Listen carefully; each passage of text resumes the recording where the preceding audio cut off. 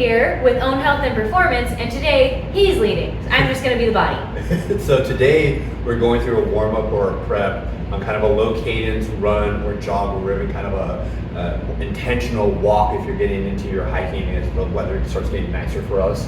So we're looking, the first thing to start off with was a kind of frontal plane, quads, and getting some rotation with the quads, because it's 4 muscles, not just one big one. We want to work through that whole part. So as we're doing walking, running, jogging, we're going to be spending a lot of time on one leg. So we ideally like to prioritize that, work on stability and balance from that prep and warm up, as Shay's doing here, bringing the heel to the butt, and then trying to add a little rotation with that knee From the hip. and hip, exactly. Trying to rotate from the hip as she maintains the stacked tall. If that's difficult, if we're kind of all over the place though, and ideally, because we can control this a little bit more, we like to be in this half kneeling position. And we're in the half kneeling, we're still focusing on staying tall, stacked over the hips with our shoulders. But our inhale, we're actually going to relax the hips, kind of push the butt back. And then our exhale, we're going to stack back up nice and tall as we drive and squeeze the glute forward to feel that big stretch in the back of the leg. Big inhale will take us back out of that stretch, and then our exhale will bring us back through it as we add a little opening through the front of the hip and a little rotation in that torso. Go ahead and switch the legs real quick so you can see the other side. One time through, big inhale as we kind of break the hips backwards. Exhale as we stack back over, opening a little bit through that hip, and we get to that end range, and a little twist through rotation. So that's what we're looking for the first one. Staying in that half kneeling position, as long as it's not cumbersome on the knees, we're going to go into the hamstring. So we're bringing that leg forward a little bit. As we exhale, we're bringing the hips back, and then we're going to pedal that foot and ankle just once or twice to kind of work through a nice and long range of motion. Big inhale again to reset. Exhale, we'll push the hips back, and then we're again pedaling that foot and ankle, again once or twice depending on how sticky it feels. If it starts bothering the knee, or if that's not a comfortable position, we can modify this using a box, a bench, or even if you're at home, a chair or your couch. Same idea, we want to focus on staying tall in the torso and the rib cage, exhaling as we take that body over, find a pedal or two, and then bring yourself back up to take another big inhale before you go back into it. Really with these ones, we're looking for what it feels like. So generally speaking, a lot of times people are kind of tight and compacted in the quads and hamstrings. To go through this 8-10 times, again, kind of depending on what it feels like for you.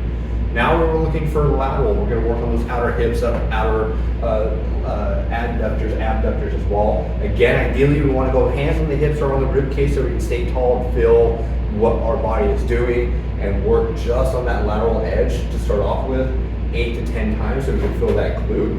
And then we'll stack ourselves up and stay nice and tall using a wall or something to support ourselves, so that we can focus on some internal and external rotation of those hips and groin muscles. Take your time with it. A lot of times people want to really kind of kick and sweep through it, but that ends up pulling more through soft tissues, groin ligaments.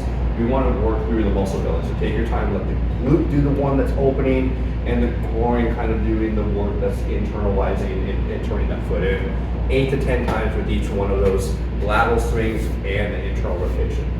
Now we're looking for shoulders. We're going to kind of disconnect the neck and the shoulders and get some mobility through them. Right? So with this one, Shay's going to demonstrate in one direction. I'll be facing the camera. We're looking for this nice long arms, relaxing the hands as we pull up, forward, down, and around. Big circles with the shoulders. Try to not move the head and neck too much or squeeze up. We don't want to shrug, we just want to kind of roll the shoulders 4 to 5 times forward, and then really think about opening and externally rotating through the hands and the shoulders as we pull back with the reverse circles. Again, depending on how it feels to you, kind of do as much as you feel you need to. And then the last thing, we're kind of turning on the abs, the core, that will help us stay nice and tall as we go into that low cadence run. With this one, Shay's going to demonstrate a high plank walkout to start off with.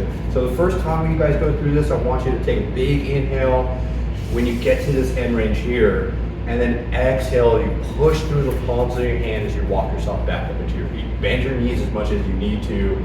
Take a big inhale again. When you get to that compacted position, And then we're gonna exhale. This time, she's gonna demonstrate something a little bit harder, what you would consider an inchworm as you walk out. Still find that breath. Big inhale when you get there. And then the exhale, we'll slide the hands back into the shoulders before we start pressing through the palms of the hands. One more time, resist that inchworm. Big inhale as we walk out, and then exhale as we walk ourselves back in. Perfect. So that's what we're looking for. My suggestion for, again, that run or jog, we'll be putting out a video here shortly for sprinting. So we're trying to flex or get that speed. A little bit different stuff that we want to prioritize there. So that will be coming soon. Cool. Thanks. Hopefully this is helpful for you all. Let us know if you have questions, and we'll see you soon.